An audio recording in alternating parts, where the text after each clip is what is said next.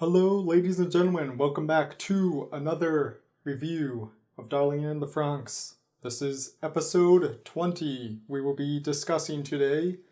And once again, like I say every single one, a lot of stuff has happened. There's just more and more stuff happens every episode. They just keep piling it on. But we start off with Squad 13 getting their mission briefing, which is basically to protect the star entity, which is this giant big FU weapon that we'll see later that was in the Grand Crevasse, which is one of the places they retook over in one of the previous episodes. Miku says something about the new Nana's code number. She's code 007, which I thought all of the 9s were the like single digits, but I guess I'm wrong. Number system just doesn't make sense because 02's last partner was like 081 and Ichigo and Hiro are 15 and 16, but 081 seems like a much older dude, much more adult-like. Same with like Hachi and the first Nana, and then you have like Zorame, who's 666, who's way down the number line, and they're all like the same age, except there's random people who are just seem to be much older. It just doesn't make sense. They need to explain now. Gonna plant Heroes and 02's Franxx in the star entity core. And then next, we've got Kokoro just randomly getting sick. Like, everyone has been just randomly having weird stuff happen to them.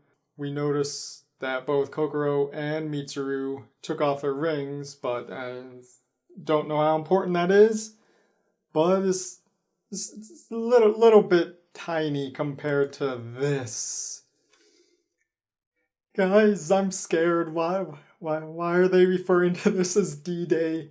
Like, I understand this takes place on Earth, so the past is real in this show, but can they at least, like, change it to D-Day 2?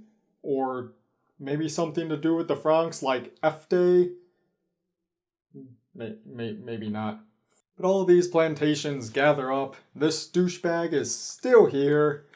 He insults Squad 13 and 02 steps in and says that Squad 13 is much stronger than them.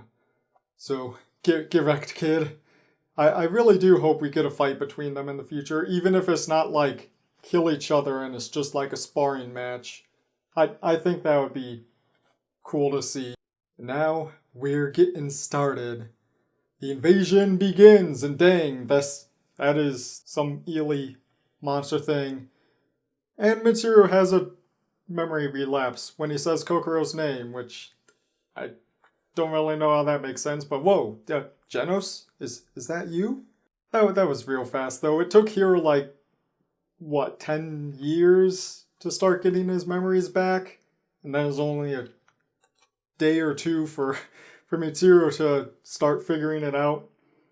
But then we cut to Hiro and 02 descending down the Grand Crevasse. And they totally kiss. And it's so adorable. Back to the surface. Sure, what's that coming from the sky? It looks like it might be an onyx. Steelix, maybe? Holy f***, it's Rayquaza! It's bouncing on the ground and is headed for Strelizia. Oh, and that guy is totally dead. Oh wait, that's not Rayquaza, it's just an Arbok. No need to worry. Now she's talking about stuff with her child. Who's her child? But we finally get a kind of name drop that they refer to the Klaxosaur Princess as 001. To me, that doesn't make a whole lot of sense because you normally have code names for things that you created, and Frank did not create the Klaxosaur Princess. She's been there for a much longer time than he has. So, don't know why she's really referred to as 01, but oh well. And she says she's gonna pilot the Franxx, but the problem is that she's the only member of the Klaxosapiens, which, yeah, that's That's what they're called now. But Frank gets pervy, creepy again, and gets pinned down by 01. Kind of deserves it because of all the crap he's done. But look how heavy she is. She's making the ground crack by just, like, stepping on it. And then she catches up to Strelzia with no problem and basically handles 02 like a teddy bear. Then she says something interesting, which is a duplicate that does not realize it is being used by the invaders, and you are not fit to pilot our child. So does this mean that Hero was made by Frank? Because I'm pretty sure he was, but how is it her child? Because that's what she's referring to as Hero. He is growing horns, but oh my God, she's making out with him. Why? What? This lasts for like a solid 11 seconds. Like, get out of here, 02. Oh, fine. She's just trying to devour his body, and so wait a second. That sounds very innuendo-y to me. They're surprised she can connect, but I don't know why, because so far 01 has been able to do like just about anything up to this point, so why not? And then there's a random Kingler there. Good old crab. But more information on us. So it turns out that the Franxxes are made out of Klaxosaurs. And we also find out that their species split into two, but like half of them, the weaker ones, probably became magma energy inside of the ground, and the other things like 02 or the Klaxosaurs maybe were just the other ones. It's all really kind of vague. It's only briefly gone over, and there's not really too much detail into that.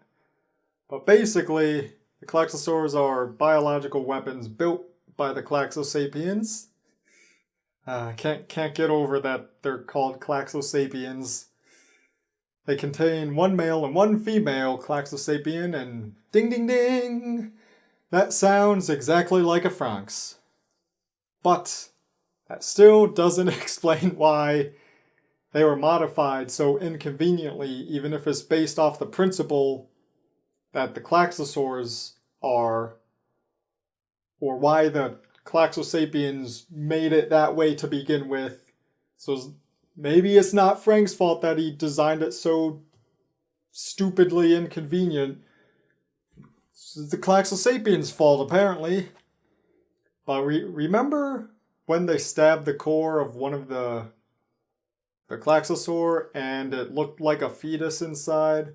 Well, that's basically because it was a fetus.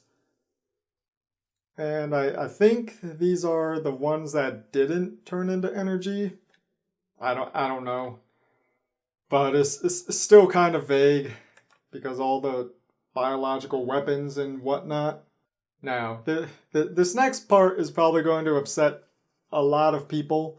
Now, I don't fully understand how I personally feel about this, so what we have here is a classic exclamation for just about everything. Aliens. Freaking space aliens! And all of a sudden, space invaders appear from nowhere and just start attacking the Klaxosaur cannon things. I thought of 100 different ways this story could have gone, and not a single one of those ideas included aliens. I'm over it. I'm over it. I give up, guys. I quit. I give up. Gonna try to pull myself together for the rest of this review. And now we cut to basically season 16 of Red vs. Blue, or Cyan vs. Magenta.